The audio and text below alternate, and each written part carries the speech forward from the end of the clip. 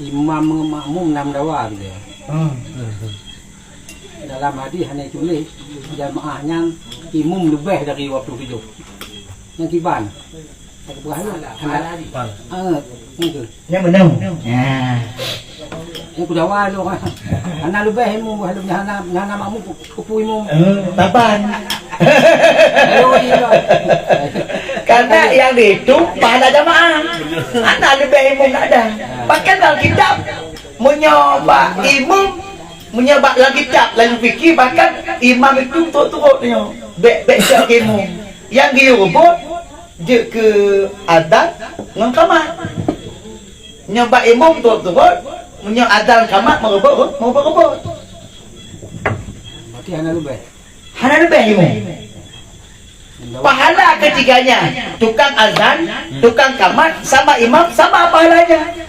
Maka kekurangannya di mana? Menanggung imam, menanggung dosa orang lain. Nyo kekurangannya.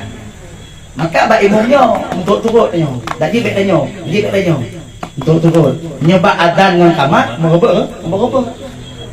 Karena pahala ketiganya itu sama. Imam ada lebih dia, sama dengan muazzin, sama dengan tukang kamat, sama pahala tiga orang ini. Sama. Nah, hana lebih. Makan hari itu azan. Tukang azan apabila ikhlas karena Allah. Tukang azan termasuk salah satu di antara 10 yang hana buk dalam danau ketika meninggal hana buk.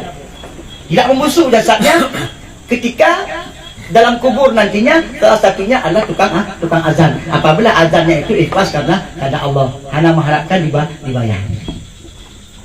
Ini nak tiga anak saya kaitannya pada saya lah. Kaitannya pada saya lah. Atta Madin kan. Atta Rufimo. Kamu dah nampak tak kamu? Bila ke hak dalam dunia, hana dia hak dengan orang kira hana dia. Berarti dia tak jawab ke? Kayak apa dah? Kayak apa deh pohon.